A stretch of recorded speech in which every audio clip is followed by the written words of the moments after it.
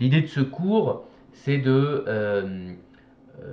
faire je dirais une analyse, une explication de texte du document, enfin du texte que vous avez eu, du discours que vous avez reçu quand vous êtes arrivé sur les colonnes le premier jour par l'orateur. Normalement, parfois c'est oublié ou en tout cas fait plus tard.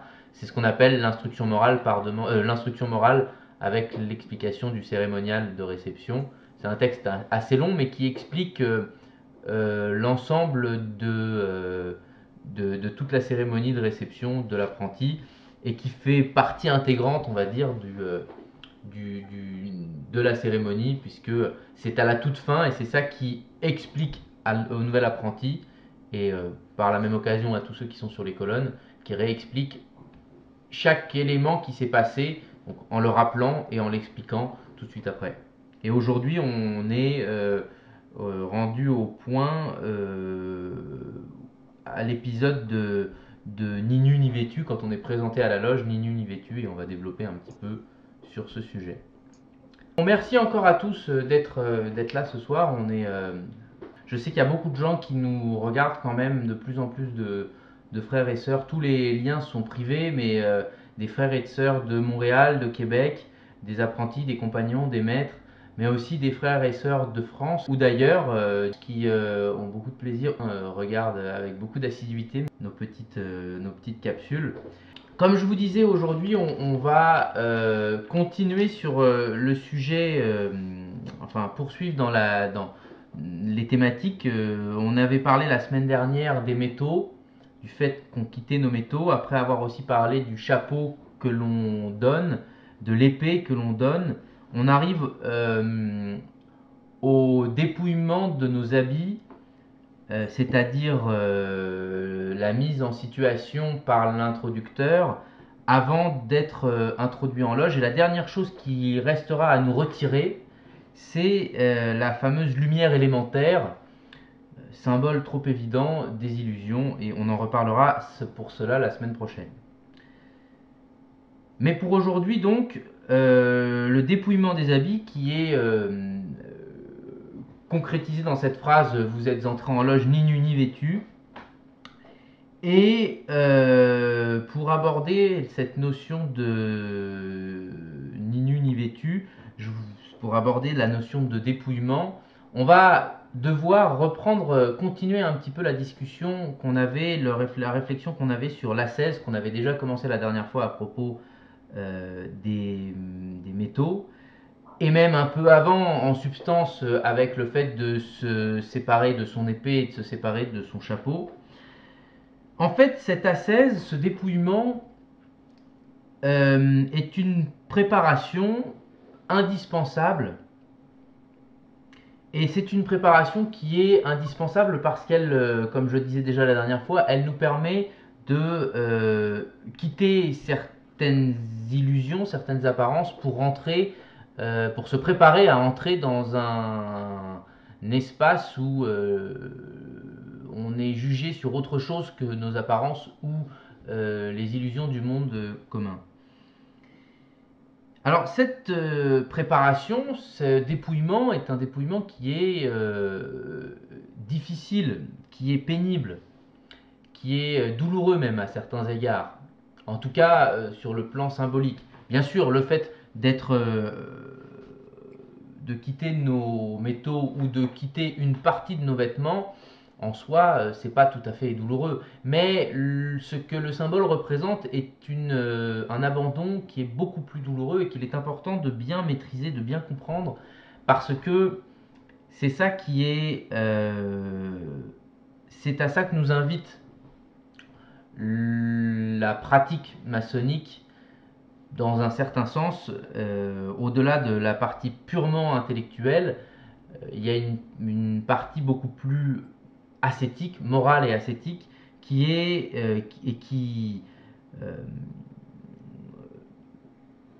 cache quelque chose de beaucoup plus profond encore, qui est de rentrer dans des mystères et d'aller au-delà des illusions et des apparences. On va en parler un peu toute la soirée. Alors je dis que c'est douloureux parce que si on regarde un petit peu et si on arrivait vraiment à quitter les choses auxquelles nous sommes attachés au quotidien, si on abandonne vraiment les illusions que nous tenions jusqu'à maintenant pour des vérités, parfois depuis notre enfance, eh bien, nécessairement, c'est douloureux. Quand on nous apprend pour la première fois que on en a eu l'expérience d'ailleurs ces dernières semaines en discutant avec certains apprentis, certains frères, quand on a parlé du fait de quitter nos métaux, on se rend bien compte que de faire l'abandon de ces choses matérielles qui nous paraissent extrêmement importantes, mais qui en fait sont comme des illusions et qui nous empêchent de rentrer réellement dans la vie spirituelle, eh bien, faire l'abandon de ces idées même, que le matériel et la richesse matérielle est une chose essentielle ou est une fin en soi, eh bien, abandonner cette simple idée nous est douloureuse.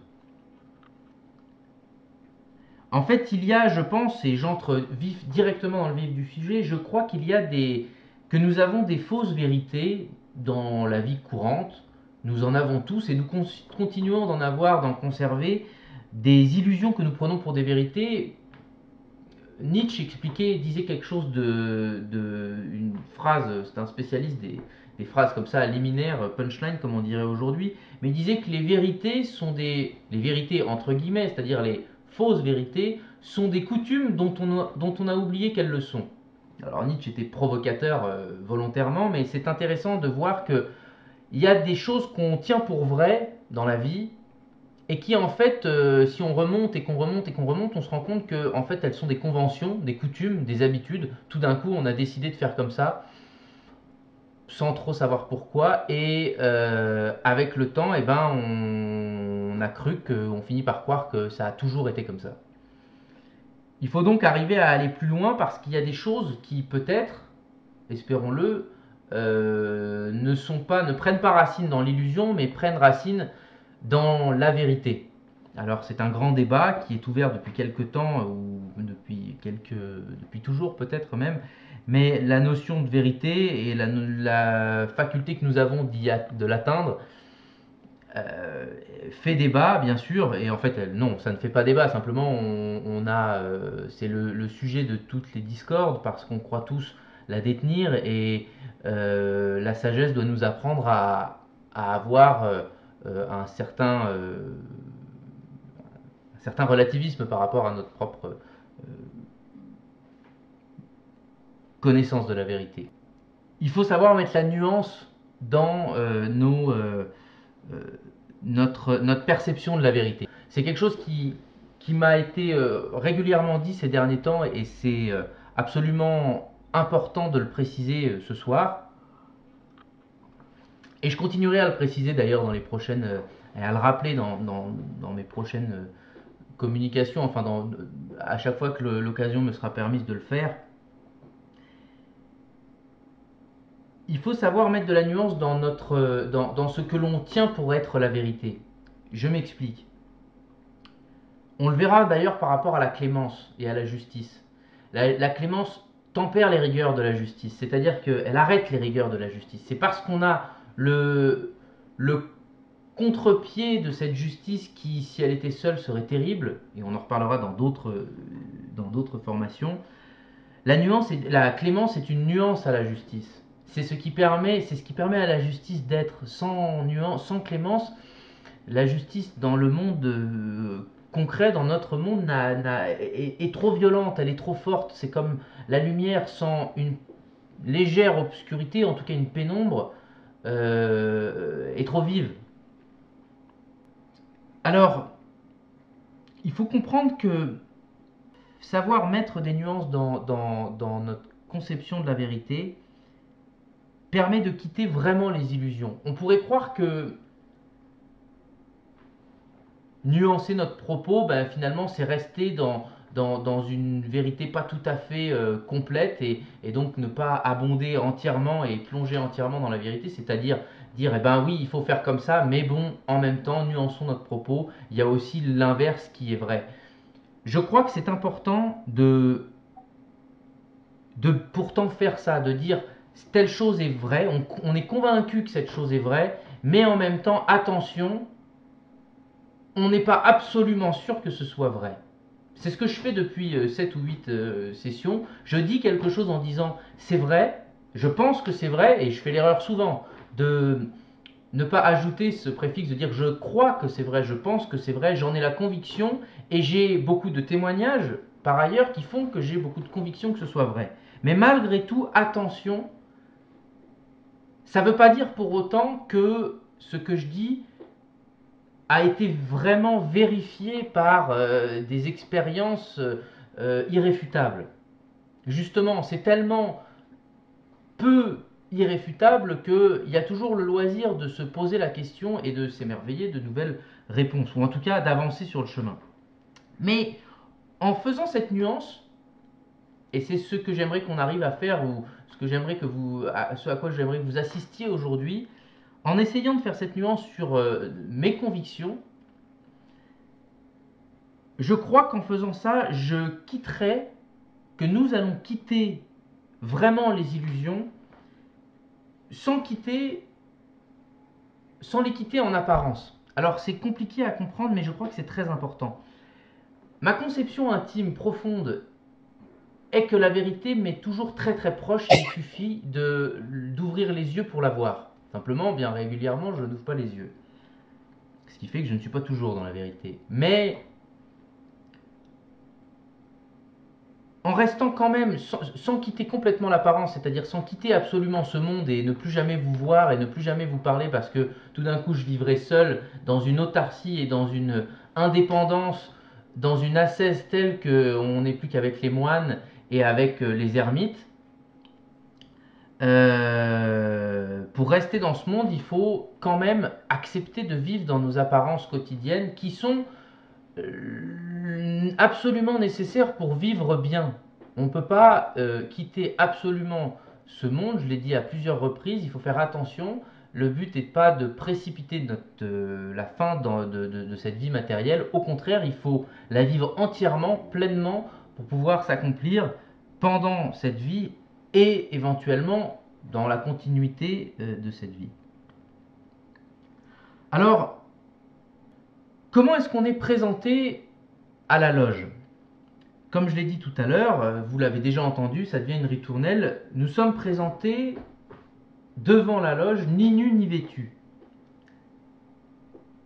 Qu'est-ce que ça veut dire exactement? Qu'est-ce que veut dire nu? Qu'est-ce que veut dire vêtu au niveau symbolique? Eh bien, ça veut dire qu'on n'est ni complètement sauvé de ces illusions, ni complètement perdu dans ces illusions. Hein, on est à la fois nu, à la fois vêtu, à la fois un peu sauvé, à la fois un peu perdu. Ni complètement dans le sacré, on n'y est pas encore, mais déjà plus tout à fait dans le profane. On n'est ni complètement immortel, ni complètement mortel. Ni déjà initié, mais déjà un peu moins ignorant. Donc on n'est ni nu ni vêtu dans un état d'initiation qui a, je crois, à ce moment-là, déjà commencé. Je crois que quand on est aux portes de la loge, ni nu, ni vêtu, sans métaux, sans épée, sans chapeau et bientôt avec le bandeau sur les yeux, après déjà un certain temps passé dans la chambre de préparation, notre initiation a déjà commencé. Et elle va se poursuivre, elle est en train de se poursuivre. En fait, quand on est dans cet état ni nu ni vêtu, on est déjà un tout petit peu initié. On est déjà sorti de la chambre de préparation, on est déjà prêt à poursuivre le cheminement initiatique. Et en fait, d'une certaine manière, cette initiation, elle a peut-être toujours commencé. On a peut-être toujours été un peu préparé à l'initiation. Sinon, faut-il le croire, on n'en serait pas rendu là. Donc on se met en marche à partir de ce moment-là, peut-être que depuis toujours, de ce début d'initiation, cette proto-initiation, on était en marche dans le porche, végétant à la surface de la terre, mais tout de même dans le porche, en marche vers la porte du temple pour entrer dans le temple et pour se diriger vers le sanctuaire. C'est un grand thème important dont on parle déjà dès l'apprenti.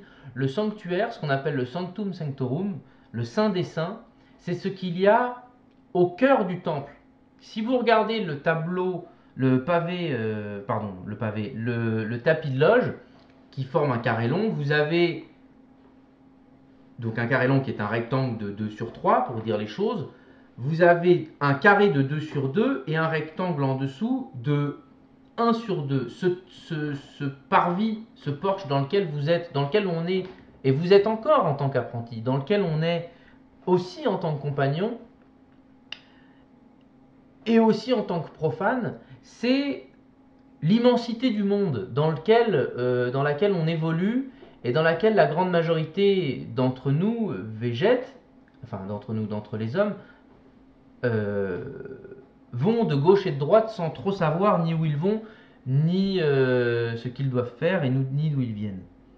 Mais l'initié ou celui en devenir d'initiation, eh bien, il fait ce chemin, il commence ce chemin, et vous l'avez commencé quand vous avez commencé à l'intérieur de vous à vous poser la question de qu'est-ce que c'est que l'initiation, de qu'est-ce que c'est que la maçonnerie. Dès que vous avez commencé un jour à vous poser la question de pourquoi ça existe, pourquoi y a-t-il vraiment des hommes qui sont et des femmes qui sont sages ou qui sont initiés et qui sont entrés dans des mystères, eh bien, sans le savoir, ou peut-être en le sachant, mais souvent sans le savoir, vous avez commencé ce chemin, ce cheminement initiatique, ce cheminement qui va initiatique, c'est-à-dire en marche, du porche vers le sanctuaire. Faire ce chemin, c'est tout le désir de l'initié. C'est tout le travail du maçon. Et dans les temples égyptiens, petit aparté pour expliquer que un temple égyptien est construit de manière assez intéressante. À l'entrée du temple, les portes sont extrêmement larges et au fond du temple, la dernière chambre, le temple est constitué en une succession de chambres que l'on traverse au fur et à mesure, que l'on traversait au fur et à mesure. La dernière chambre est une chambre extrêmement petite et sombre, réservée à tous ceux qui peuvent se rendre là-bas. Un peu comme nos degrés maçonniques. C'est pas pour rien que la maçonnerie égyptienne s'est beaucoup inspirée euh, de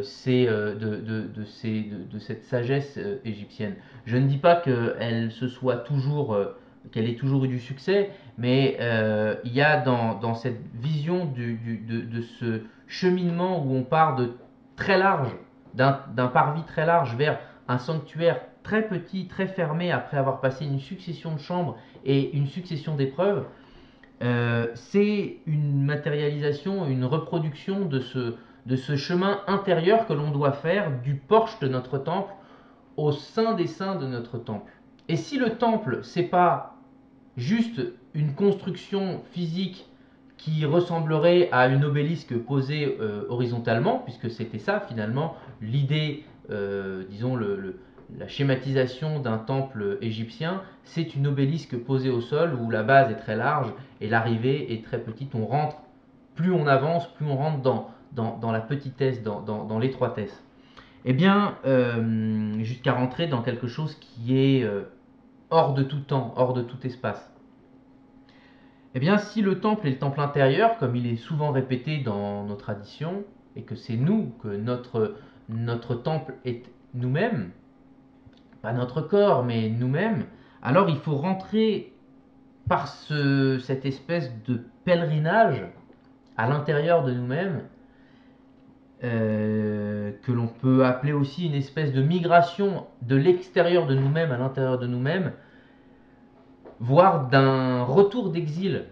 C'est très intéressant de parler d'exil dans nos traditions, puisque bon, les Hébreux sont exilés, et vous savez qu'ils sont exilés vous savez peut-être, mais il y a un exil des Hébreux, et le but est de se retrouver eux-mêmes en fait.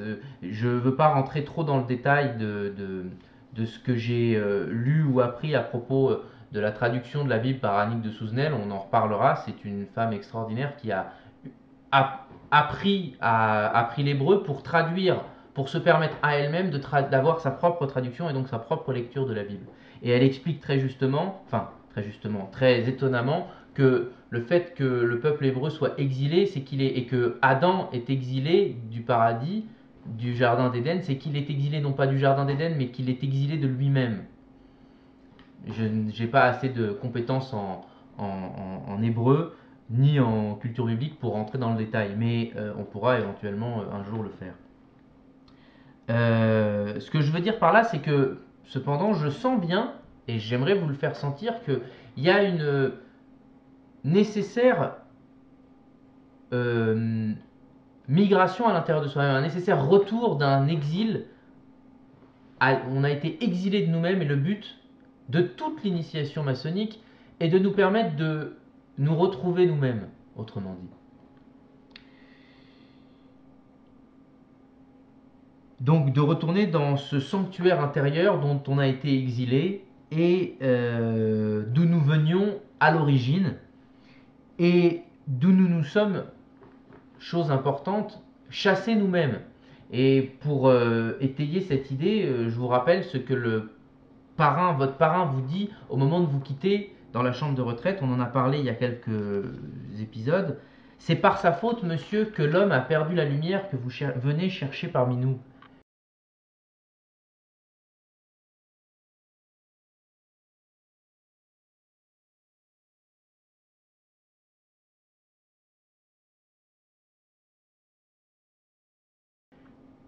La lumière que vous venez chercher parmi nous en maçonnerie, dans l'ordre maçonnique, et que l'homme a perdu par sa propre faute, eh bien c'est ce temple intérieur, ce sanctum sanctorum, cet orient maçonnique où commence l'éternité heureuse et où,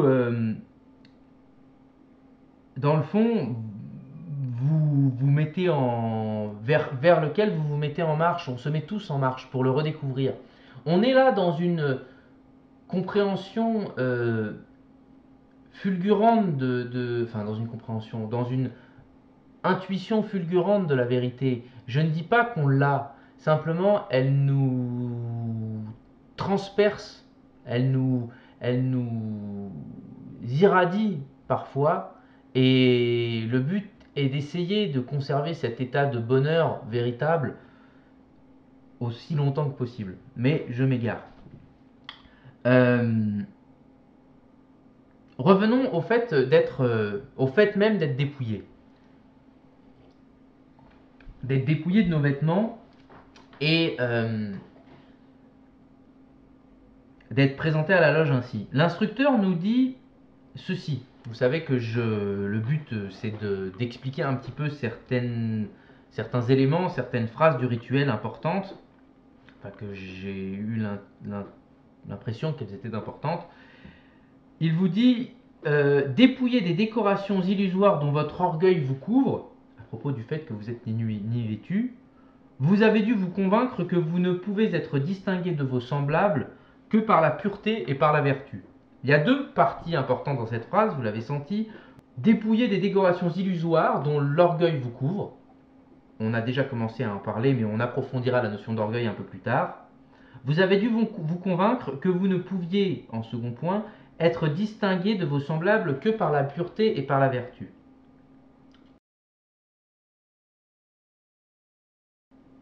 Ça nous rappelle le début de l'instruction morale dont on a parlé au tout début dans les tout premiers épisodes, qui était vous formez avec nous une classe distinctive d'hommes voués par goût et par devoir à l'exercice des vertus, mais pour bien connaître et exercer ces vertus, l'instruction nous précise, et à l'étude des connaissances qui conduisent à ces vertus, autrement dit à l'étude de la sagesse qui nous conduit à ces vertus. Alors attention, là encore, il y a une fois de plus, il faut apporter de la nuance pour comprendre la sagesse. Et la manière dont j'ai de parler, qui est un défaut que je connais, qui est avéré et que je vous demande de lire avec discernement, c'est que la sagesse est nuancée. Rien n'est arrêté, enfin je veux dire, rien n'est coupé au couteau dans cette histoire. C'est pour cela qu'il faut mettre de la nuance dans tout ce que l'on dit et dans tout ce que l'on a comme pensée et comme parole. Il faut nuancer nos pensées, nos paroles et nos actions, mais il faut et les nuancer et les avoir de manière avec de l'humilité. Et quand je dis de l'humilité, je voudrais qu'on précise et qu'on avance sur cette notion d'humilité parce que là, c'est vraiment le cœur du sujet d'aujourd'hui qui est d'être ni nu ni vêtu. La situation dans laquelle on est à la porte de la loge nous force à l'humilité. C'est le symbole même de l'humilité. Qu'est-ce que c'est que l'humilité ? Je crois qu'il faut qu'on prenne un instant pour la distinguer de la modestie. Il y a deux mots, deux termes différents, l'humilité et la modestie. Et dire que l'humilité et la modestie sont la même chose, je crois que ce n'est pas forcément vrai, et je m'explique. Être humble, ce n'est pas forcément être modeste, encore moins faussement modeste. Faussement modeste, c'est faire semblant de cacher son orgueil, c'est être hypocrite et faire croire qu'en fait on ne demande rien alors qu'on attend beaucoup et qu'on espère avoir beaucoup de succès et de récompenses. Mais qu'on ment, et c'est un mensonge de dire non, j'attends rien, en réalité j'ai pas fait grand chose, mais tout ce qu'on attend au fond de nous-mêmes c'est d'avoir les plus grands honneurs ou les plus grandes richesses. Alors que la modestie seulement, non pas fausse, réelle, vraie, hein, la modestie sans rien lui retirer, la modestie c'est de cacher notre orgueil. C'est, selon moi encore une fois, hein, la définition que je vous propose de la modestie, c'est lorsque l'on cache notre orgueil, on l'a toujours cet orgueil mais on le cache, on le met de côté, il est toujours là, notre ego, notre orgueil, notre avarice, bref, l'intégralité de nos vices, on les met de côté en disant oui, enfin, tu sais, j'ai pas eu grand chose à faire, j'ai aucun mérite, mais bon, au fond de nous-mêmes, on a quand même un petit peu ce sentiment de mériter. On est tous très souvent modestes, on fait tous preuve de modestie très souvent, mais on ne perd pas 100% entièrement notre orgueil et notre amour-propre. Ce qui est la même chose en passant. Alors que l'humilité, et c'est magnifique, ça va beaucoup plus loin. L'humilité, c'est de quitter complètement l'orgueil. Je crois qu'il y a très peu de gens qui sont vraiment humbles. Quitter complètement l'orgueil, être absolument humble, c'est une arme de défense spirituelle. Pourquoi est-ce que c'est une défense spirituelle ? C'est parce que quand on est vraiment humble, l'orgueil n'a aucun pouvoir, ne peut rien faire contre l'humilité.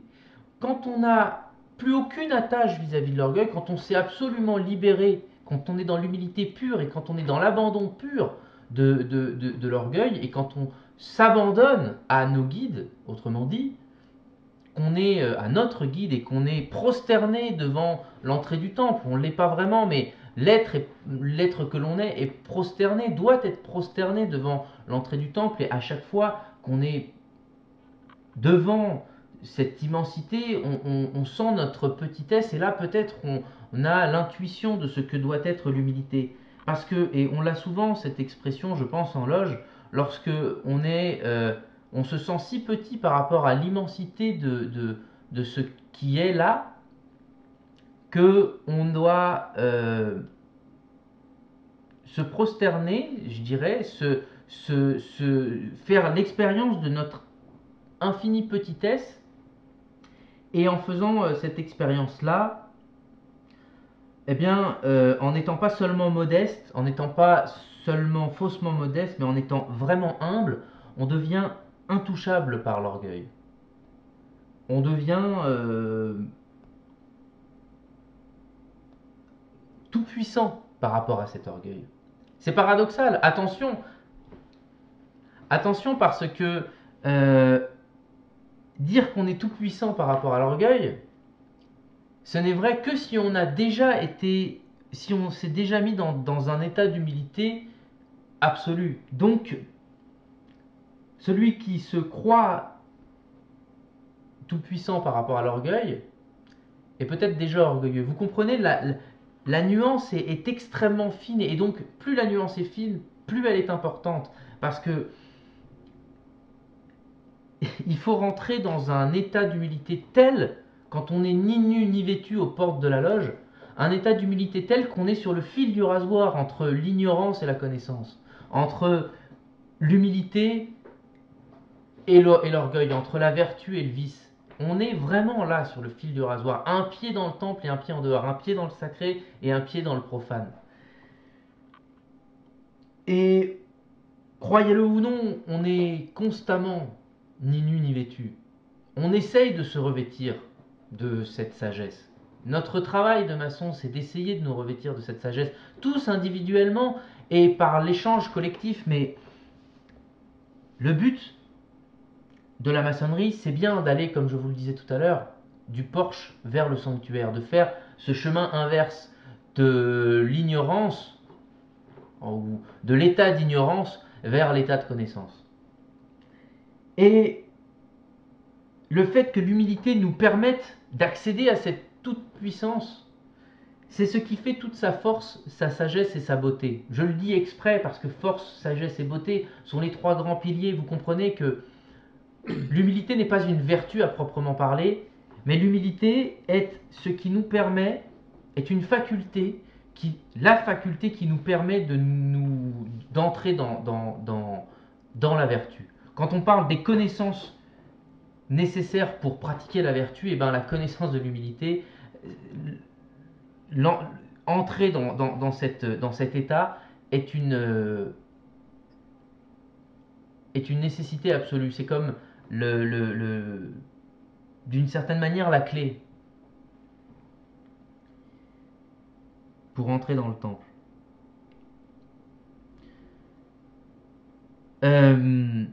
Pour entrer dans le temple ou pour laisser, comme le dit Bertrand Vergely, on en a parlé il n'y a pas longtemps, pour laisser le temple entrer en nous, à propos de cette parabole, d'une parabole de l'évangile, mais que je ne voudrais pas développer, du publicain et du pharisien, mais tout simplement pour dire qu'il y a un homme qui est un percepteur d'impôts, qui a une vie un peu dépravée, marginale et en tout cas pas du tout religieuse, et qui dans les évangiles, et qui est au pied du temple et qui n'entre pas dans le temple et qui se frappe la poitrine pour dire je ne mérite pas de rentrer dans le temple, aie pitié de moi. Voilà ce qu'il dit. Et comme l'explique Vergely, enfin c'est sa lecture, c'est vrai, mais tout de même, il explique en ayant cette humilité, en se prosternant à l'entrée du temple sur le parvis, eh bien c'est pas lui qui entre dans le temple, mais c'est le temple qui entre en lui. Ça veut dire quoi? Ça veut dire que les portes s'ouvrent. Il n'entre pas dans le temple, mais ses portes à lui-même s'ouvrent. Je sais que ce que je dis est bien souvent une bouteille à la mer parce que mal expliqué et difficile à comprendre, mais c'est profondément vrai pour moi. Alors, pour revenir sur la suite, on avance tranquillement, mais l'instruction morale, là on retourne à l'instruction morale, qui est finalement, comme je vous le disais au début, le cœur disons le fil conducteur de tous ces épisodes que nous faisons, explique ceci. Je vous donne, au milieu de notre exposé, je vous donne la phrase en entier de ce passage de l'instruction morale. Vous êtes entrés en loge ni nu ni vêtu, et on vous a appris par là que malgré les différences extérieures, les hommes provenant de la même source naissent tous égaux, et qu'ils n'acquièrent entre eux de distinction réelle que celle que donnent le mérite et la vertu. Expression un peu longue, mais je la répète parce elle mérite qu'on s'attarde à chacun des passages, à chacune des propositions. On a voulu vous enseigner par là que malgré les différences extérieures, les hommes provenant de la même source naissent tous égaux, et qu'ils n'acquièrent entre eux de distinction réelle que celle que donnent le mérite et la vertu. On revient dans cette dernière partie à ce qu'on disait déjà avant. Donc quelques parties de cette phrase est déjà expliquée. Mais donc malgré les différences extérieures, on l'a expliqué plus tôt, ce sont les illusions, pour faire simple. Et le fait que nous acquérons une vraie distinction que par le mérite et par la vertu, je vous renvoie à la conférence qu'on a fait, enfin l'épisode qu'on a fait sur les vertus. Je crois que c'était le deuxième ou le troisième de cette série. Mais au cœur de ça, on a les hommes, cette explication, hein, on est dans l'explication du texte de la cérémonie, les hommes provenant de la même source naissent tous égaux. Alors, je voudrais qu'on clarifie l'explication de ce passage, parce que si on passe trop rapidement dessus, on a vite fait de croire que les frères du XVIIIe siècle voulaient nous apprendre que l'homme n'est libre et égaux en droit au regard de la Nouvelle République qui n'est pas encore arrivée. C'est pas du tout ça, ce serait même un anachronisme. Ce texte a été écrit presque 20 ans avant la Révolution française, donc les droits de l'homme et du citoyen n'existent pas, n'ont pas été encore rédigés. Et pourtant, qu'est-ce que veut nous dire l'instruction morale ici? Qu'est-ce que veulent nous dire nos fondateurs, nos frères initiés qui essayent de nous transmettre quelque chose?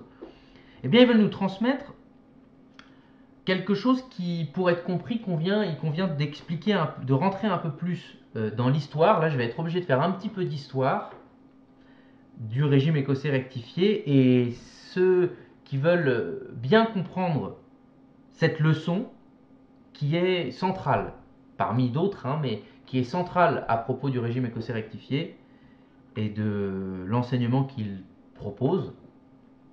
Je le répète, les hommes proviennent de la même source. Et c'est pour cela qu'ils naissent tous égaux.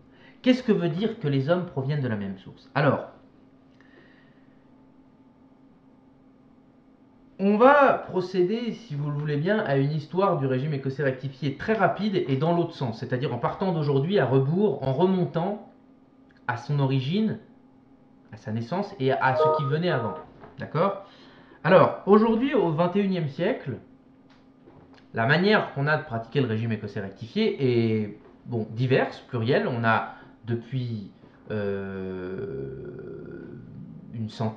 quelques centaines d'années, une pratique qui s'est développée de ce régime avec plusieurs branches, avec plusieurs manières de la pratiquer.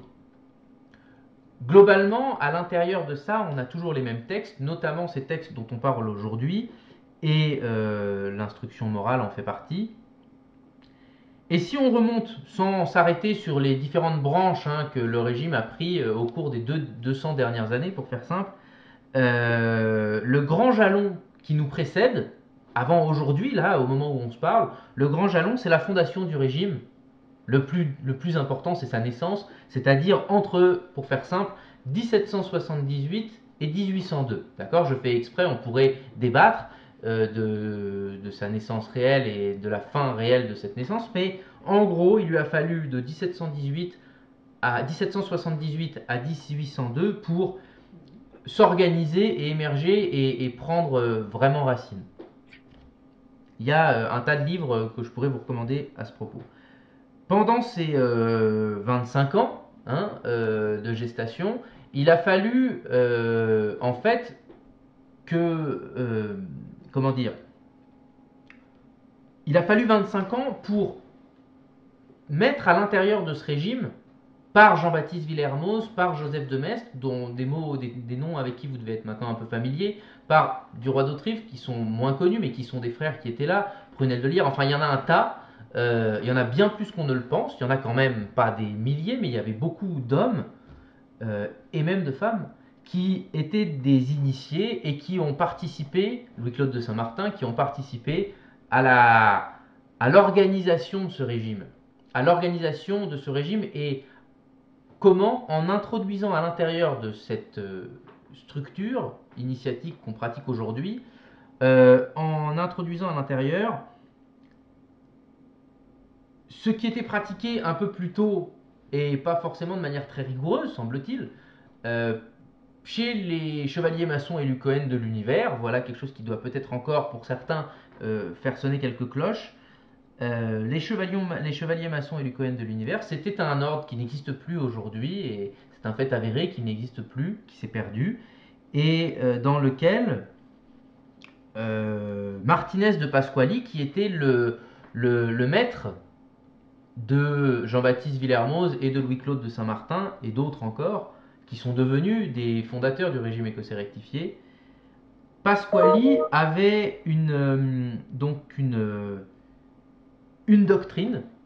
autrement dit, doctrine étant pour moi, dans mon langage, un synonyme d'enseignement. Un enseignement initiatique et spirituel qu'il avait synthétisé dans le livre, dans le traité qu'il a écrit, et qui s'appelle le traité de la réintégration des êtres dans leurs premières propriétés, vertus et puissances spirituelles et divines. C'est un texte, un terme un peu long, pour expliquer.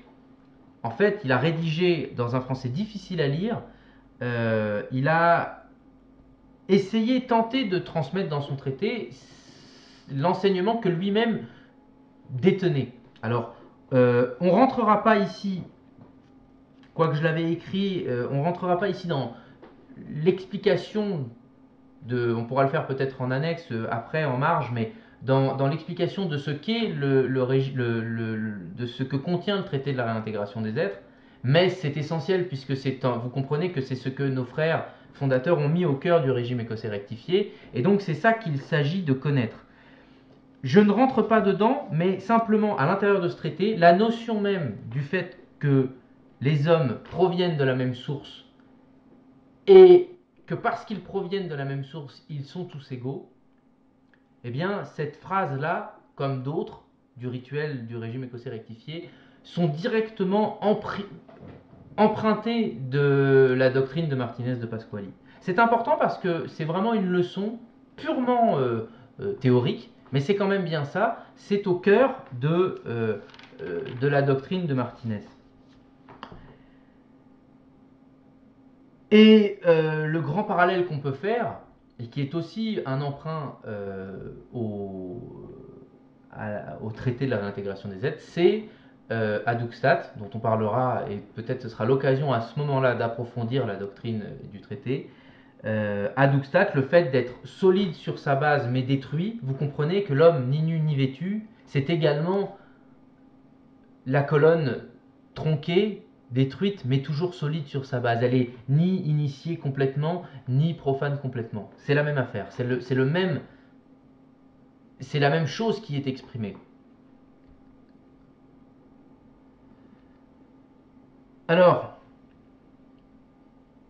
heureusement que dans cet exil, en dehors du temple, en dehors du sanctuaire, nous avons, et c'est toujours là en substance, en filigrane de toute notre initiation, de tout notre enseignement initiatique, et c'est aussi dans la doctrine martinésienne, heureusement que nous avons dans notre exil des moyens suffisants, comme le dit très bien le rituel, des moyens suffisants pour retrouver le chemin, autrement dit le chemin de la lumière, le chemin vers le sanctuaire, et rectifier nos erreurs. Parce que si on a fait une erreur, mais en fait je me rends compte qu'en disant ça, il faut que j'explique un petit peu que en fait l'homme au commencement, dans son état de pureté auprès de Dieu, de gloire, c'est-à-dire pas créer, simplement penser par Dieu, ça c'est vraiment la théorie du traité. L'homme est au commencement seulement pensé par Dieu, pas en chair, seulement en esprit auprès de Dieu. Il a été pensé par Dieu pour aider Dieu à réparer une faute commise par des entités spirituelles qui venaient avant l'homme et qui étaient, autrement dit, les anges. D'accord ? Pour faire très rapidement. Et cet homme, nouvelle entité, inférieure aux anges, secondaire après les anges, émanée par Dieu, pensée par Dieu, assiste Dieu dans la création. C'est pour ça qu'on dit dans la Genèse d'ailleurs que l'homme nomme les choses. Vous savez que l'homme est auprès de Dieu pour nommer, c'est l'enfant de Dieu qui nomme les créations de Dieu, qui donne des noms, et donc qui a la parole, qui a le verbe, qui a cette faculté du verbe, donc cette faculté très légère, mais cette faculté de création tout de même. Et l'homme, doué de cette faculté de création, d'après Pasquali, qu'il tient, et là je retournerai sur l'histoire après, doué de cette création, va faire la même erreur que les anges avant lui, va sombrer dans l'orgueil, va être tenté par l'orgueil et va vouloir créer lui-même, faire une opération de création lui-même qui était seulement réservée à Dieu. En fait, il fait l'apprenti sorcier, pour faire les choses, dire les choses simplement. L'homme se veut apprenti sorcier, il n'aurait pas dû. En faisant ça, qu'est-ce qui se passe? Eh bien, il crée la matière, c'est-à-dire le monde dans lequel on est, finalement, d'après Pasquali, et donc d'après le régime écossais rectifié, directement, le monde dans lequel nous vivons est une causalité de l'homme, pas de l'homme matériel, de l'homme génétique qu'on a et qu'on sait exister depuis 300 000 ans, non, de l'homme en tant qu'entité spirituelle, c'est-à-dire que autrement, sans notre erreur, nous n'aurions pas perdu la lumière et nous n'aurions pas besoin d'être dans ce monde. C'est ça le fond de la théorie martinésienne. Alors je précise que c'est pas pour rien qu'on l'a appelé rectifié, le régime écossais rectifié. Ces initiés ont quand même amendé certaines choses, structuré pour que ce soit plus compréhensible et qu'on puisse faire moins d'erreurs d'interprétation. Bref, tout ça pour dire quoi? Que effectivement, le but de l'initiation maçonnique, le but de toute initiation, et on comprend que ça remonte à bien plus loin que la maçonnerie ou à bien plus loin que les élus Cohen, qui sont une toute petite fenêtre dans l'histoire. Le but de l'initiation cherche à nous faire, comme je le disais tout à l'heure, retourner vers l'Orient, passer du porche qui est à l'Occident vers le sanctuaire qui est à l'Orient, ou qui est au cœur du temple qui est à l'Orient, et de trouver là-bas la lumière divine. Et ce faisant, de rectifier nos erreurs primordiales, de corriger, de rectifier nos erreurs, l'erreur que nous avons fait et qui, par notre faute, nous a fait perdre cette lumière. Vous comprenez? En fait, il y a une notion de rachat. On doit essayer, le but est de se racheter auprès de l'Éternel, mais en disant auprès de l'Éternel, c'est de se racheter tout court, auprès de nous-mêmes et de retourner à l'intérieur de nous-mêmes. Et pour ça, comme je le disais tout à l'heure, humilité. Alors, si on veut continuer un peu dans l'histoire, parce que peut-être que je vous perds avec ça, mais c'est quand même important. Si on va et qu'on fait des beaucoup plus grands sauts des bonds beaucoup plus larges, si on part de nous et qu'on remonte à Jean-Baptiste Villermoz et tous ces fondateurs qui étaient ses contemporains, Jean-Baptiste Villermoz n'était pas que l'apprenti, disons, n'avait pas comme maître que Pasquali qui était son contemporain et qu'il a rencontré, mais il avait aussi comme maître de ses lectures, de ses études et de ses méditations, un père du christianisme, de l'église chrétienne, qui est Origène. Alors Origène, rapidement, c'est un des fondateurs de l'église chrétienne, pas catholique, du christianisme, et qu'on inclut encore aujourd'hui quand même historiquement dans les pères de l'église, mais qui a été mis au banc qui a été même jugé hérétique par les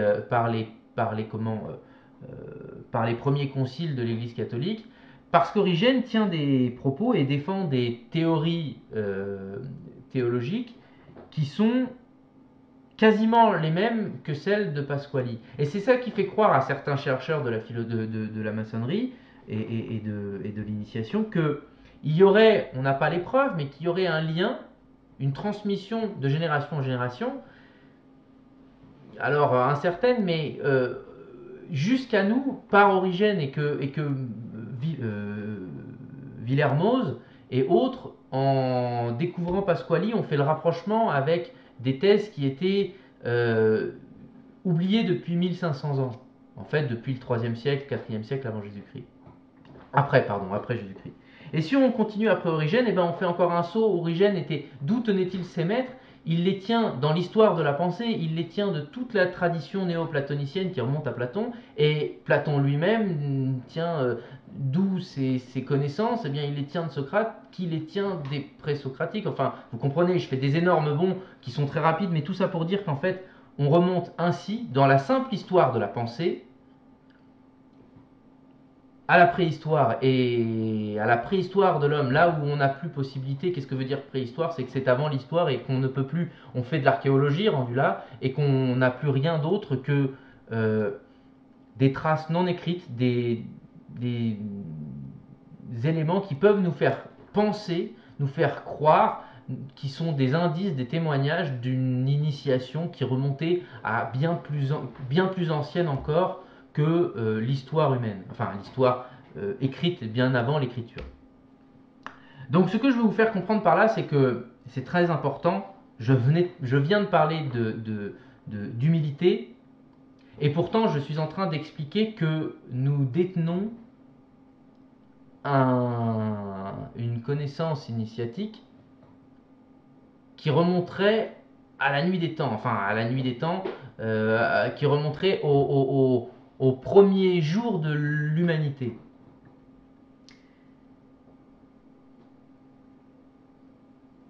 Cela ne doit rien enlever à notre humilité. Au contraire, c'est parce que ce, ce dépôt initiatique c'est parce qu'il est si riche, c'est parce que cette histoire est si riche, vous comprenez, qu'elle remonte et que c'est tellement important, ça remonte à il y a tellement longtemps, c'est tellement au cœur de nous-mêmes, au fin fond de nos constructions, bien avant nos constructions sociales, mais au fin fond de notre existence en tant qu'humain. L'initiation est au cœur de nous. C'est pour ça que beaucoup d'hommes et beaucoup de chercheurs parlent des symboles et disent des symboles et des archétypes qui sont à la source de l'humanité. Ils nous ont permis, c'est les toutes premières choses qui nous ont permis d'exister, d'être et de survivre en tant qu'espèce même. Et ce qu'il faut bien comprendre pour saisir l'immensité de la richesse initiatique qui nous est offerte, encore aujourd'hui, c'est qu'elle provient en ligne directe. On n'en a pas les preuves absolues, mais on en a tous les indices. Elle provient en ligne directe des tout premiers hommes et qu'elle s'est transmise de génération en génération, sans qu'on en ait les preuves, parce que de tradition orale pour la plupart, jusqu'à nous. Et donc, c'est un héritage que nous devons transmettre, autrement dit. Et c'est un héritage que nous devons transmettre et que nous devons défendre. Un héritage initiatique qui vient de dizaines de milliers d'années, potentiellement. Mais vous comprenez pourquoi parfois j'insiste un peu fort. J'en ai pas la preuve, mais j'ai l'intime conviction que c'est vrai. Et je vous propose que à vous d'abord d'apprendre à maîtriser cette initiation pour demain pouvoir la transmettre à votre tour. Parce que, je suis désolé, je suis obligé de lire mes notes, mais j'écrivais qu'il est extrêmement important que vous soyez bien informé de ces sujets-là. Non pas parce que vous devez y croire dur comme fer et que c'est un dogme auquel vous n'avez pas le droit de déroger. C'est faux, c'est pas ça. Vous avez un cheminement initiatique qui vous appartient individuellement. Vous quatre, vous avez chacun, je n'inclus pas Marc, mais Marc aussi. En fait, nous avons tous notre cheminement initiatique individuel, intime, qui nous appartient, notre développement spirituel, qui n'est pas le même, qui est extrêmement singulier, absolument unique en son genre, chacun, mais vous avez des méditations sur les mystères qui sont les vôtres et qui vous amènent par le partage, par l'échange avec d'autres frères, parfois à vous rapprocher de croyances qui sont similaires, de conceptions qui sont similaires, voire de cheminements. Vous empruntez parfois l'un à côté de l'autre le même chemin et c'est bien normal. Et parfois vous cheminez seul. Parfois vous cheminerez seul.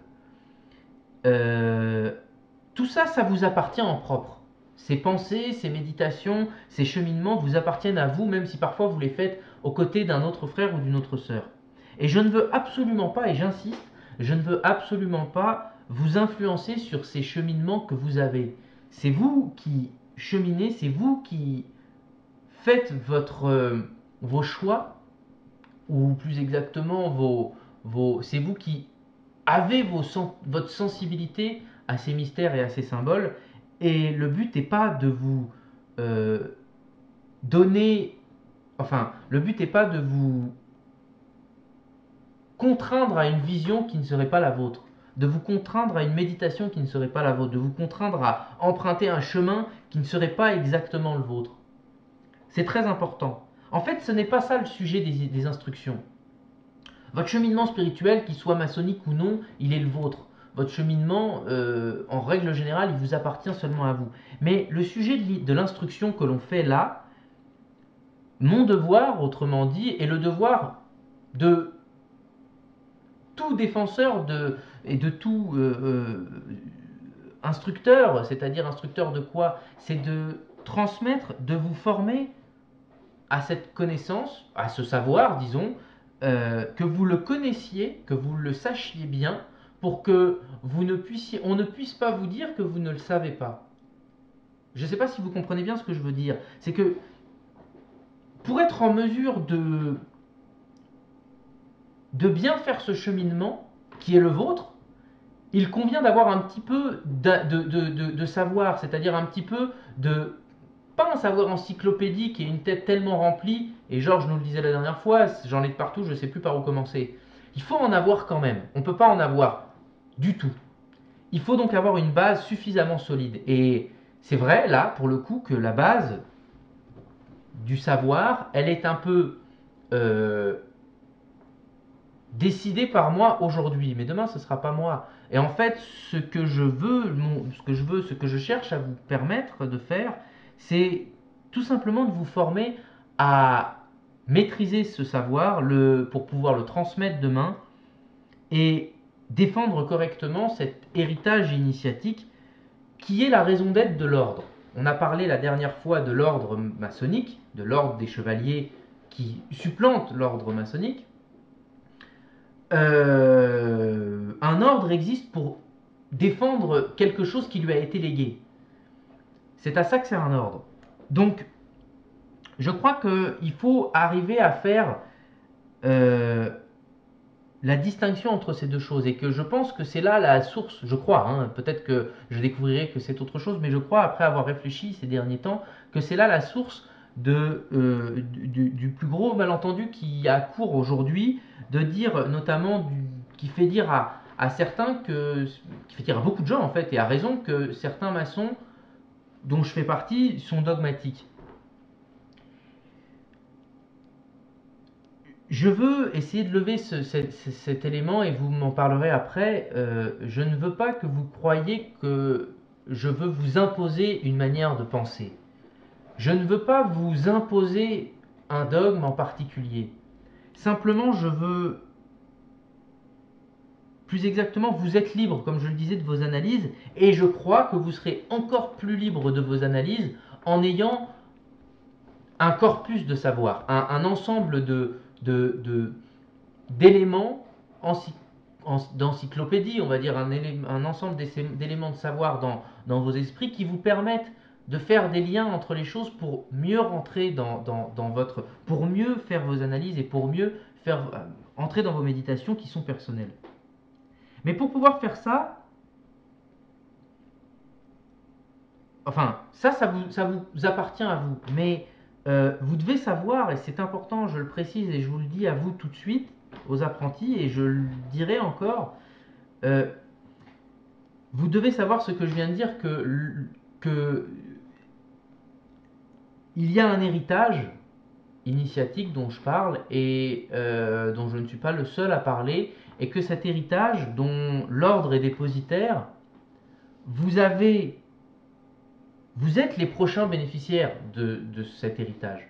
Pas seulement pour en abuser des fruits. Bien sûr que vous en extrayez les fruits, vous allez, grâce à ça, je vous le dis, j'ai personnellement aujourd'hui entrevu ce que c'est que le bonheur de l'initiation. Je ne l'ai pas parfaitement, mais je vous le dis, c'est merveilleux, c'est absolument merveilleux et ça fonctionne. Maintenant, en ayant le fruit de cette, en ayant connu le fruit de cette initiation, toute la logique de l'ordre est de dire, puisque tu la connais, tu dois la défendre. C'est vraiment ça devient un devoir, vraiment, ça devient un devoir parce que on ne peut pas laisser l'initiation s'étioler. Elle ne peut pas, elle ne doit pas se perdre. C'est comme une flamme, la fameuse flamme que l'on transporte, la lumière que l'on amène et qui ne s'éteint jamais. Il y a cette lumière initiatique ne doit jamais s'éteindre et il faut que nous la défendions dans la paix et dans l'harmonie. Hein. Évidemment, c'est surtout pas par la guerre, mais justement par la défense du temple, par la défense du temple intérieur et la défense de ce dépôt que personne ne doit pouvoir violer. C'est ce qu'il y a de plus sacré. Et c'est pour ça que je dis que vous en êtes les prochains bénéficiaires si l'ordre vous juge digne de le recevoir. Si l'ordre nous juge ensemble digne de le recevoir. Qui est l'ordre?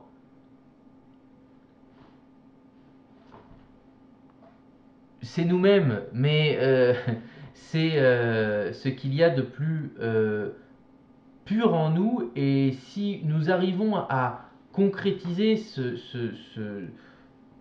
sanctuaire initiatique, et particulièrement au Québec, je crois que c'est la boussole de toutes nos actions, mais c'est vrai dans le monde entier, mais il faut bien que ici aussi l'ordre existe. Sinon, tous les gens qui demandent, tous les gens qui cherchent et qui ne peuvent pas trouver, c'est incohérent. Il faut que les gens qui cherchent puissent trouver. Et c'est pour ça qu'on fait ce qu'on fait, que les maîtres font ce qu'ils font, qu'ils sont là pour transmettre cette connaissance qu'ils n'ont qu'entreaperçue, cette vérité qu'ils n'ont qu'entreaperçue, dont ils ne sont pas les parfaits dépositaires, mais dont ils sont dépositaires seulement de ce trait d'union qu'est l'initiation et qui permet d'y accéder, de cette passerelle qui permet éventuellement d'y accéder. Voilà. C'est ça le grand travail de l'ordre des maçons, c'est de défendre, à mon sens, de défendre ce legs, ce dépôt, cet héritage que l'on est en train de recevoir et que l'on devra transmettre un jour sans aucune attache, sans aucune tâche, sans aucune altération. Voilà, je vous remercie pour votre attention pour ce soir et pour ceux qui nous écoutent en rediffusion, je vous dirai à la semaine prochaine, on continuera, je n'ai pas l'intention d'arrêter, ça fait un certain temps que je parle, mais on va continuer dans cette lancée en espérant que ça convienne, en tout cas si ça ne convient pas à tout le monde, que ça permette à tout le monde, à chacun, d'avoir ne serait-ce que quelques éclaircissements sur telle ou telle affaire pour qu'il puisse continuer sa réflexion.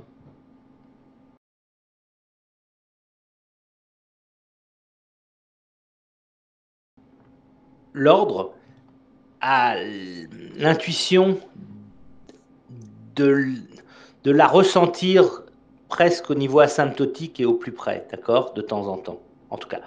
Donc, elle a évolué, je crois. Je crois que depuis, puisque si on remonte à cet ordre initiatique qui est finalement, même avant l'Égypte et bien d'autres, on voit bien que l'initiation a toujours existé. Donc, bien évidemment, elle a évolué aussi dans la façon de l'appréhender, de la façon de la transmettre. Mais cette vérité ineffable, impossible à dire avec nos mots, même si Antoine, et on voit bien la difficulté qu'il y a à en parler, ne serait-ce. Pourquoi? Parce que de quoi on parle? On parle de Dieu, et Dieu, déjà d'en parler, c'est déjà s'en éloigner. Donc, on est bien d'accord. Donc, et quand je mets Dieu, c'est pas un monsieur barbu. On s'entend que c'est cet absolu. Chacun en a son idée, mais voilà. Donc, et ça a été depuis toujours l'homme. C'est ça de quoi on parle. Donc, je dirais qu'elle n'a pas évolué. Elle est toujours, elle est éternelle et infinie, comme dit, mais notre approche et la façon de la transmettre a sûrement évolué. Et elle évoluera encore plus. Bien sûr, plus vous allez être sachant, qui n'est pas la même chose que connaissant, mais Antoine a bien fait la différence. Le sachant, c'est celui qui sait des savoirs, la doctrine, autrement dit, qui est transmise, etc., des éléments qui font que, grâce à ça, c'est les chemins vers la connaissance qui, elle, est intime. D'où l'humilité, parce qu'il ne faut pas devenir dogmatique, même s'il y a, alors je lâche le mot exprès, mais je mets 3 guillemets au-dessus, devant, derrière, le dogme qui serait, pour le dire autrement, la vérité.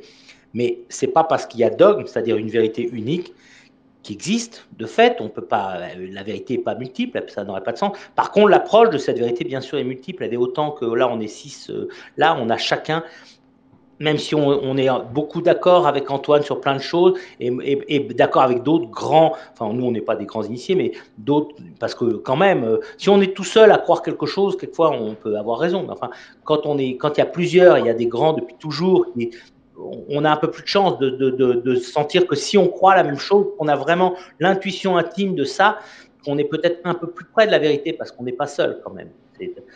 Mais on a forcément tous les 6 une approche de la vérité différente. Et c'est ce dont Antoine a dit tout à l'heure. Donc, doctrine, le transmission du savoir, l'instruction, ce qu'on fait aujourd'hui, qui est rattaché à un dogme, mais encore une fois, des guillemets, c'est-à-dire à une vérité unique que personne ne connaît, mais on approche le plus de façon asymptotique, bien sûr, sans aucun dogmatisme. C'est-à-dire de credo.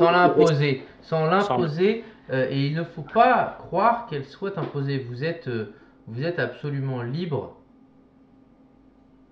Quoique le rituel de réception dit, mais demain vous n'en serez, mais bientôt vous n'en serez plus libre quand même. Mais vous n'en serez plus libre, mais vous êtes toujours libre de faire ce que vous voulez. Vous avez cette liberté. L'homme, puisqu'on parlait de ça, l'homme dans son état originel a eu lui aussi la liberté si on reste dans cette doctrine, on voit bien qu'il a toujours son libre arbitre, il a toujours cette liberté de s'exiler de lui-même s'il décide. Et il a toujours cette liberté de rentrer à l'intérieur de lui-même s'il décide aussi.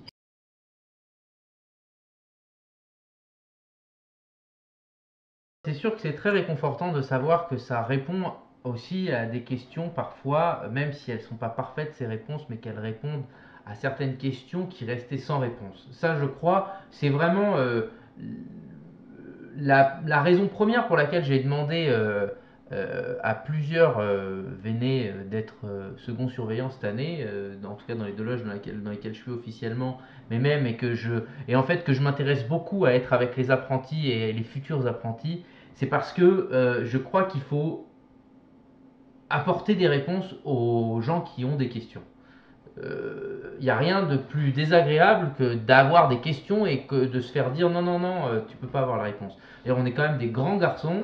On a d'ailleurs la possibilité de chercher sur Internet, mais bon, c'est quand même laborieux et c'est pas toujours facile de trouver son chemin là-dedans.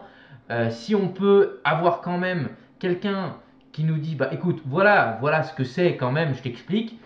Tu peux maintenant chercher et prendre ton temps et prendre les années qu'il faut pour entrer dans ces successions de grades pour apprendre, pour maîtriser tout ça. Voilà. Mais vous savez, cette démarche, c'est pas moi qui la décrète et qui l'invente. En fait, je vois, alors là, c'est pas de l'humilité d'ailleurs, c'est de la modestie, mais je vois des frères comme Jean-Marc Vivenza, comme d'autres, faire des choses incroyables, avoir des résultats incroyables, et je me dis qu'il n'y a pas de raison qu'au Québec, on n'est plus enregistré, enfin encore si on est enregistré, mais c'est pas grave, il n'y a pas de raison qu'au Québec on puisse pas en faire autant. Voilà ce que je pense. C'est mon avis, hein, c'est ma conviction, mais il n'y a pas de raison qu'il y ait une place dans le monde où on ne puisse pas en faire autant sous prétexte qu'on serait trop à l'Occident ou qu'on ne serait pas assez cultivé ou que ci ou que ça. Non, je crois que tous les hommes naissent tous. Alors là, pour le coup, j'en suis convaincu personnellement, c'est vraiment ma conviction profonde, mais les hommes naissent tous égaux et donc parce qu'ils proviennent de la même source et qu'ils ont donc toutes les mêmes facultés d'apprentissage de ces questions-là. On n'a peut-être pas tous les mêmes facultés d'apprentissage, d'apprendre les mathématiques ou autre chose, ou d'autres compétences, mais je crois que l'initiation, là, c'est tellement fondateur de l'homme que tout le monde est capable de s'initier, mais pas toujours au même moment et que ça prend un certain temps. Mais je crois que c'est une faculté qui est vraiment propre, intérieure à chacune et qui n'attend qu'une chose, c'est d'être développée.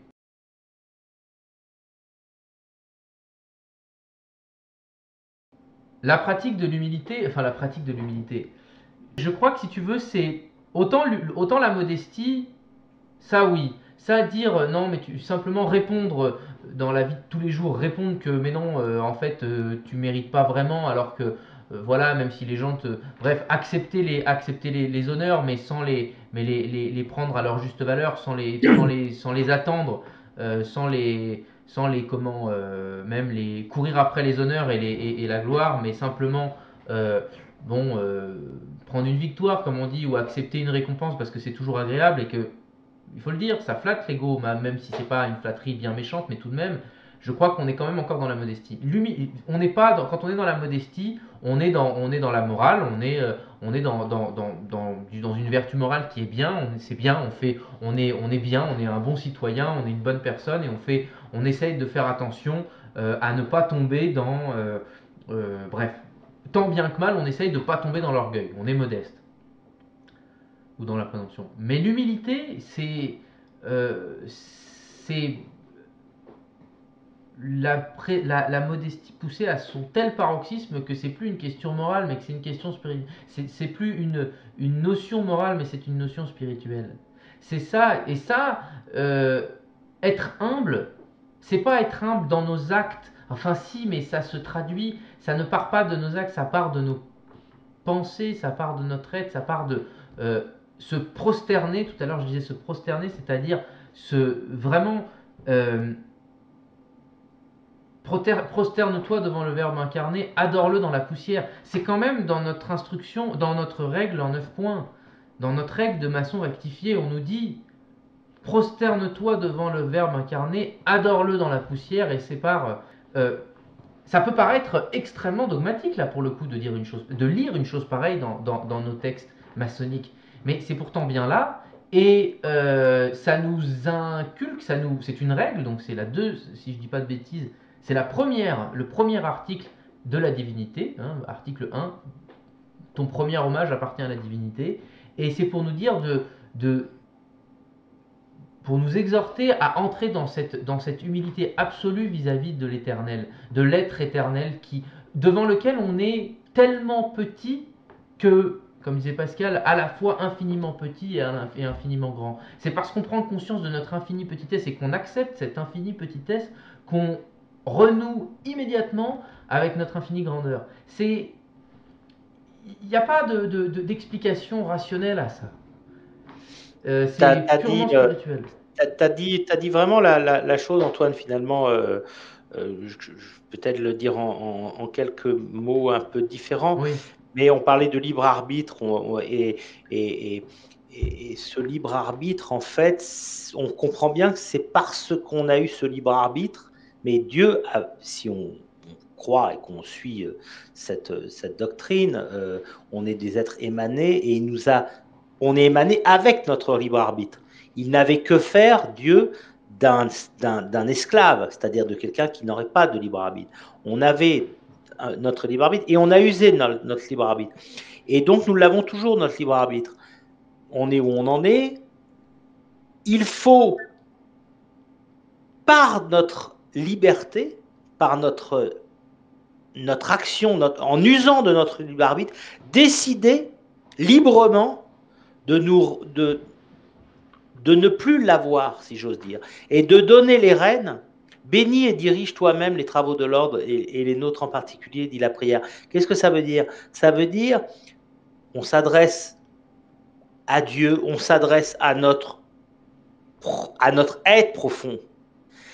En fait, si on lit littéralement ce qui est dit dans tout le rituel, dans les prières, les mots au pied de la lettre, si on s'écoute soi-même profondément, vraiment, et qu'on l'a fait librement, cette démarche, on va donc donner les rênes, bénis et dirige toi-même les travaux de l'ordre, bénis et dirige toi-même les travaux, dirige ma vie, autrement dit, prends les rênes de ma vie, qui, toi, mais moi, mon être profond, celui qui sait où est la vérité, qui sait où est le bien, pour le dire autrement, qui sait au fond soi-même, parce que tous les êtres, partout dans le monde, savent, peut-être même les psychopathes, et encore, on ne sait pas, mais savent où est le bien et où est le mal. En tout cas, et ça, c'est quand même un grand mystère. je veux dire, qui dans depuis toujours, dans toutes les civilisations, depuis le début de l'humanité, etc. Ce que l'animal ne sait pas, puisque l'animal, lui, n'a pas ce libre arbitre. Même si peut-être mon chien décide d'aller boire ou faire pipi à gauche, à droite, mais est-ce que c'est son libre arbitre? J'en sais rien. Nous, on l'a vraiment. Et on décide de nous-mêmes, de nous mettre, et donc aussi de prendre des exemples. Qu'on dit, qu'est-ce que c'est que la maîtrise? C'est de montrer l'exemple, on doit prêcher par l'exemple. Qui c'étaient les plus grands maîtres?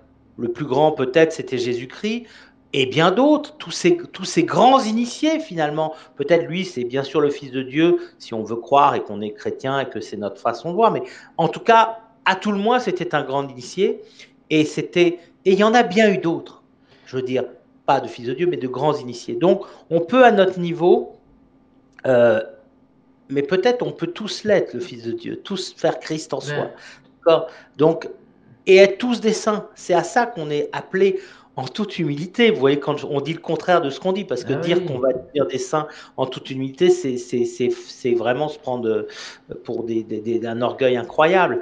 Mais c'est l'histoire du publicain et du pharisien. Le publicain qui vraiment ne veut pas rentrer dans le temple, vient de comprendre qu'il n'en est pas digne, et en même temps qu'il vient de comprendre qu'il en est digne, il vient de s'en rendre digne, et le temple rentre en lui. C'est exactement ce que vous faites les uns les autres, que je fais de temps en temps, des lueurs, des fulgurances, qu'on sent de bonté, qu'on est content de soi, mais pas qu'on est content, on est content de soi. Et qu'on pratique, pardon Marc, mais qu'on pratique particulièrement dans nos temples, dans nos loges. Remarquez à quel point... alors, il y a des frères qui sont frères depuis très peu de temps et qui l'ont peut-être pas encore remarqué, mais qui vont le remarquer plus tard. Vous remarquerez à quel point on fait attention à ce qu'on dit quand on est au temple et quand on est en loge. On fait combien, surtout quand on est apprenti et compagnon, parce qu'on sent bien que attends, il se passe quelque chose, on peut pas, enfin c'était mon cas, je me souviens très très bien de quelques tenues il n'y a personne de Québec à part Marc ici, mais dans le premier temple que j'ai connu, rue Racine à Wendake à Québec, où honnêtement, vous voyez comme je suis volubile, combien je parle, mais je n'avais rien, je ne me permettais pas de dire quoi que ce soit, parce que j'avais une telle ignorance sur ce qui se passait, et je sentais qu'il y avait quelque chose quand même, qu'il se passait quelque chose, si tu veux, pas seulement du folklore, des choses que je ne comprenais pas, et j'essaye de me mettre dans vos bottes,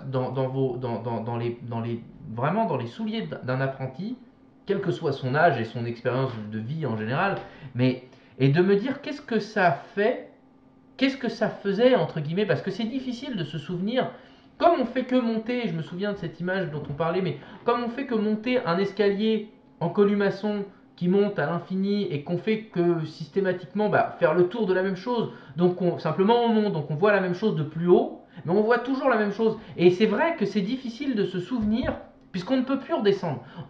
C'est très difficile de se souvenir de ce qu'on voyait quand on était aux premières marches.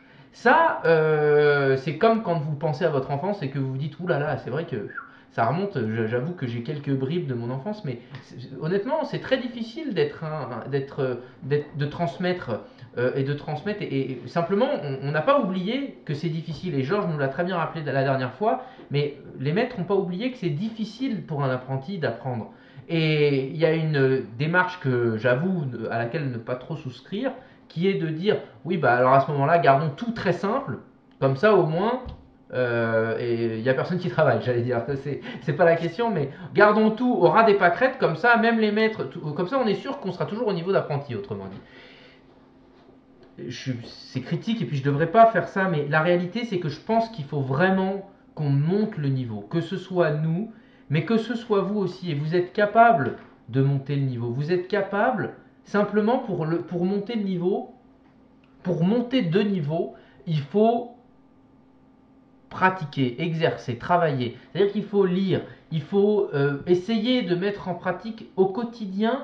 C'est ce que vous faites, j'en suis sûr, mais au quotidien d'avoir la mémoire de votre enseignement maçonnique dans votre vie, là pour le coup, dans votre vie très civile, très quotidienne. Ça passe aussi et avant tout par là, d'être urbain, et d'aller plus loin que de simplement être urbain, d'être personne nouvelle, c'est-à-dire plus pure, plus juste, plus douce, plus tout ce que dans votre secret intérieur de vous dire non, là je sais que je dois rectifier les choses, là je sais que je ne fais pas, bref, travailler sur votre pierre brute au quotidien, de vous dire non, c'est vrai, là je devrais être plus tolérant, je devrais être avec cette personne en particulier. Ça n'a aucun sens de faire ce que je fais. Si je regarde les choses et que je le regarde à la lumière de l'enseignement de la maçonnerie et du christianisme, parce que c'est finalement, vous comprenez bien que la grande leçon, c'est aimez-vous les uns les autres tels que je vous ai aimé. Donc si vous ne le faites pas que, et que vous prenez pas la maçonnerie que pour du folklore et pour des petites histoires sympathiques et des petites prières qui disent Jérusalem céleste et bénis et dirige toi-même les travaux de l'ordre, mais que vous le prenez non pas au sens littéral, mais quand même que vous le prenez beaucoup plus comme une transmission de cette fameuse initiation, comme vous le prenez comme un héritage, alors là tout change, parce que là vous êtes beaucoup plus dans l'action, beaucoup plus dans la correction, dans la rectification de vous-même, et bref, et c'est pour ça qu'apprendre et connaître vos questions et réponses de l'apprenti, connaître le tableau de loge et de savoir l'expliquer, le dessiner et de l'expliquer, c'est ce sur quoi on vous évalue pour savoir si vous êtes capable d'aller à la suite, c'est la base de la base. Mais si vous allez plus que juste la base de la base, mais que vous les connaissez parfaitement bien et que vous les maîtrisez, que vous en avez bref, que vous avez une maîtrise de la maçonnerie, globalement, vous pouvez les yeux fermés, vous savez de quoi vous parlez, vous répétez pas comme des perroquets, mais vous savez de quoi vous parlez, comme certaines personnes connaissent, quelques chrétiens qui connaissent les évangiles si bien et qui les connaissent dans le mystère des évangiles, c'est-à-dire qu'ils connaissent si bien les paraboles du Christ, qu'ils savent ce que ça veut dire et ils peuvent vous en parler des heures et ils l'utilisent tous les jours, ils utilisent les paraboles tous les jours pour se rectifier eux-mêmes. C'est la même affaire, hein, je veux dire, il y a quelque chose d'extrêmement initiatique dans les évangiles et dans la Bible en général, simplement l'Église catholique et les églises en général sont pas du tout initiatiques, bien au contraire. Nous, on est une approche initiatique de ces évangiles. Hein. On dit l'évangile est la loi du maçon qu'il doit sans cesse méditer et suivre. Ce sera plus loin dans l'instruction morale. L'évangile est la loi du maçon qu'il doit sans cesse méditer et suivre. C'est quand même pas, ça n'a pas été écrit pour combler les trous. Je veux dire, ça a été écrit parce que c'est ce que ces gens-là pensaient. Donc si on pense que ces gens-là pensaient ça et qu'on pense comme eux, bah, il faut le faire, autrement dit.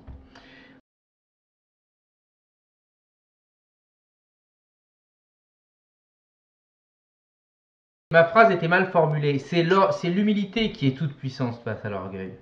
C'est pas toi ou moi. C'est si on entre dans l'humilité et donc qu'on est vraiment humble, alors l'orgueil n'a plus aucune emprise sur nous. C'est comme si l'humilité était une espèce de carapace hydrophobe et l'orgueil serait de l'eau sur laquelle, vous savez, sur une feuille, une feuille hydrophobe, si vous mettez de l'eau file, ça fait comme ça glisse. On peut pas, l'orgueil n'a aucune emprise dessus, ça glisse sur la peau et ça n'a aucune emprise. C'est ça que ça veut dire. Alors, c'est pas moi cette vision, je vous l'ai transmise, mais je pourrais vous la mettre en copie.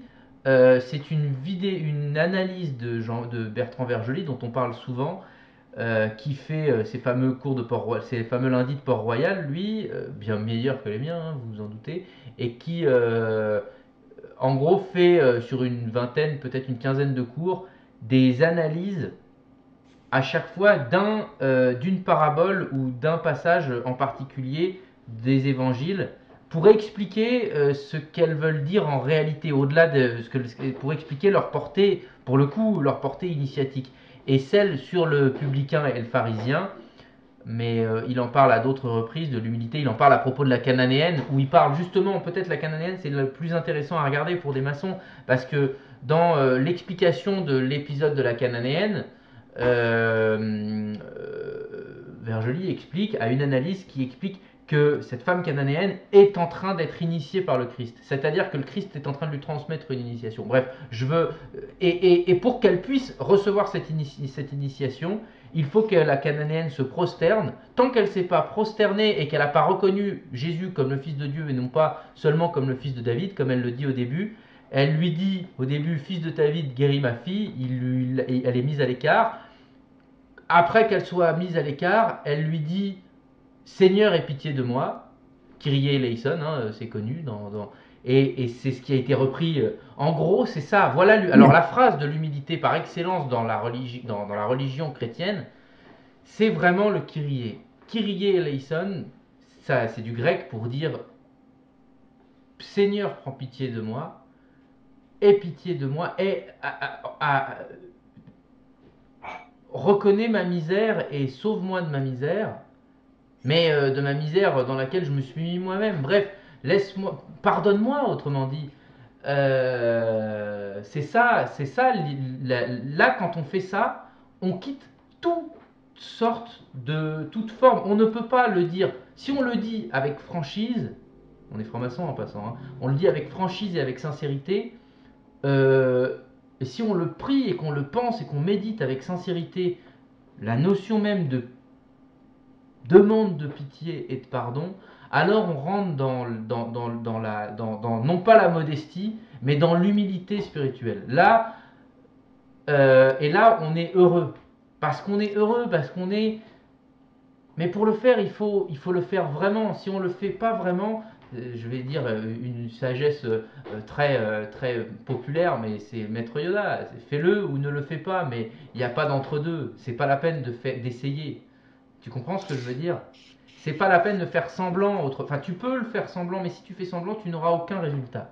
Et donc, il faut faire les choses vraiment. Et pour apprendre à faire les choses vraiment, ben, ça prend du temps. Donc, c'est pas linéaire notre histoire. On est dans ce marasme constamment et on essaye de s'en extraire constamment. C'est à ça que servent nos vies. Enfin, encore une fois, hein, tout ce que je dis, ce n'est que mon analyse, mon explication, et peut-être que des initiés, des frères, des sœurs ont des visions, des explications tout à fait différentes pour arriver à vous faire connaître la même chose. Et tant mieux, tant mieux. Enfin, l'humilité, à partir du moment où on dit qu'on est humble, on ne l'est pas, par définition. Donc, c'est bien compliqué Exactement, de- c'est pour de- ça. C'est pour ça que Il faut l'être sans le dire, mais l'être vraiment. Le dire, c'est déjà comme Non, on mais touche il quelque faut chose dire qu'il faut l'être, en revanche. Il faut vraiment Voilà, dire qu'il faut l'être. Et qu'il y il a cherchait à de la l'être. vérité et de la sagesse à chercher l'humilité. Et je voulais Au juste... passage, en quoi reconnaîtrais-je que je suis maçon? Mes frères et mes sœurs me reconnaissent comme tel. On ne dit pas qu'on l'est. On ne peut pas dire qu'on l'est. On ne peut Si pas on dit dire qu'on qu'on est l'est, on l'est l'humble. déjà plus, exactement. Voilà. Et si on parle de Dieu, on parle déjà plus de Dieu. C'est sûr. Vous comprenez, c'est cette opposition constante. Ça fuit entre nos doigts à chaque instant. On en a parlé quand on parlait des mystères, mais ça nous échappe à chaque fois qu'on veut essayer de l'aborder. C'est toujours comme ça. C'est toujours comme ça. L'invisible nous échappe dès qu'on veut essayer de le voir, par définition. Mais je voulais juste redire, parce que j'avais quand même, ça m'a fait penser à ça, ce que tu disais, Parnell, à Pau, à propos, parce que, écoutez, je suis allé voir enfin, j'ai assisté dimanche à une messe catholique. J'étais invité par des amis. Je suis pas du tout catholique particulièrement, mais bon, je me suis dit que j'allais y aller en tant que maçon, chrétien, et avec un petit peu de justement pour faire un petit peu, prendre un petit peu un peu l'air, on va dire. Et je suis tombé par hasard, enfin, c'était dimanche, hein, donc c'était hier. Je suis tombé par hasard sur autour de la nef, il y avait tout le chemin de croix et les étapes du chemin de croix du Christ, et il y avait l'étape du dépouillement du Christ. Parce que le Christ, c'est vrai, j'avais oublié, est quand même dépouillé de ses habits. Et alors ça m'a un petit peu, je l'ai pas inclus là, mais parce que j'avais pas grand chose à dire, mais je vous lis juste ce passage parce que c'est intéressant. Après, c'est dans Jean, mais on l'a dans les 3, ou en tout cas dans 3 sur 4, je pense, ce passage. Mais après avoir crucifié Jésus, les soldats prirent ses vêtements et en firent 4 parts, une pour chaque soldat. Ils prirent aussi sa tunique qui était sans couture, d'une seule pièce depuis le haut jusqu'en bas. Ils se dirent entre eux, ne la déchirons pas, mais tirons au sort pour savoir à qui elle sera. Et c'est ainsi que s'accomplit cette parole de l'Écriture. Ils se sont partagés mes vêtements et ils ont tiré au sort mon habit. Voilà ce que firent les soldats. Alors c'est très difficile à comprendre, Je veux pas donner d'explication hâtive parce que il faudrait poser la question à quelqu'un qui connaît vraiment, enfin qui a vraiment déjà réfléchi là-dessus. Mais on pourrait peut-être se risquer à dire que euh, en parallèle avec la notion que, vous savez, il y a deux choses. C'est que dans la Genèse, on dit que les hommes se sont mis des peaux, des couches de peau sur eux, d'accord. Ils se sont mis des habits de peau sur eux en quittant l'Éden. Ils se sont mis des couches de peau et c'est ce que dit Annick de Souzenel, on a mal traduit ça et on a traduit des couches de peau, bref, on s'est mis des vêtements de peau, c'est-à-dire on aurait tué des animaux pour s'habiller. En fait, la lecture serait de dire qu'on était justement immatériel et qu'en quittant l'Éden, bah, on s'est mis un vêtement de peau, c'est-à-dire qu'on a incarné un corps. C'est ça la traduction qu'elle propose. Donc c'est un vêtement, notre corps est un vêtement, autrement dit. Bon, duquel parle-t-on? Est-ce que c'est vraiment le vrai vêtement alors que est-ce que c'est pas un vêtement qu'on doit quitter justement, puisque dans l'instruction maçonnique qu'on abordera un peu plus tard, oui c'est un peu plus tard, où on nous expliquera à propos de la lumière qu'on nous rend et en référence avec le tablier, on nous dit cette lumière est le premier vêtement de l'âme. C'est une occurrence du mot vêtement, enfin une des rares occurrences du mot vêtement, qui n'a rien à voir avec nos vêtements habituels. Cette lumière qu'on vous rend et qu'on vous enlève rapidement est le premier vêtement de l'âme. L'habit qu'on vous a donné, la blancheur de l'habit qu'on vous a donné n'en exprime que la candeur. C'est pour dire que il y a un vêtement à l'âme qui est la lumière, dans l'image linéaire maçonnique on va dire, et un vêtement de peau matériel, de matière, qui est notre corps. Donc il y a de quel vêtement est-ce que l'on parle? Et quand on parle de cet épisode du Christ, qu'ils se sont séparés ces vêtements, j'ai pas d'explication, mais c'est une occurrence du fait, c'était juste pour vous dire qu'il y a un moment donné, dans les évangiles, dans l'histoire de Jésus-Christ, où lui aussi est dépouillé de ses vêtements. Et on ne lui laisse d'ailleurs dans une, je ne sais plus dans quel autre évangile, il n'a effectivement que sa tunique attachée par le haut, qui ressemble, juste avec une attache, et qui ressemble je fais des grands rapprochements, hein, mais qui ressemble de peu à un tablier pas d'apprenti, mais en tout cas à un tablier de maçon, quoi. C'est-à-dire, c'est pas tout à fait vrai, mais la description qui est que c'est attaché par une seule attache autour de la taille et qui lui tombe qui lui tombe sur l'entrejambe, quoi, pour dire les choses clairement, pour quand même respecter ce dernier élément de pudeur. La description qu'on a, c'est quand même la description c'est la même description qu'on pourrait donner à un tablier. Enfin bref, c'était un petit peu, on va dire, un grand écart, mais c'est peut-être un peu périlleux de faire c'est typiquement, vous voyez, ça c'est quand je me livre à faire un truc comme ça. Là, je suis pas seulement je suis pas dans l'humilité, mais vraiment je dirais, je prends des distances. Je suis pas du tout sûr de ce que je dis. Simplement, je le réalise, je le vois. Est-ce que c'est vrai ce que je dis? Personne ne l'a jamais dit, donc avant que je dise que c'est vrai, il faudrait que d'autres le valident, si vous voulez. C'est un peu, on va dire, une méthode scientifique. Si je suis le seul à le dire, j'ai un peu des doutes sur la véracité de ce que j'avance, autrement dit. Mais quand d'autres l'ont dit, je suis beaucoup plus assuré, on va dire, et d'autres beaucoup plus sages que vous.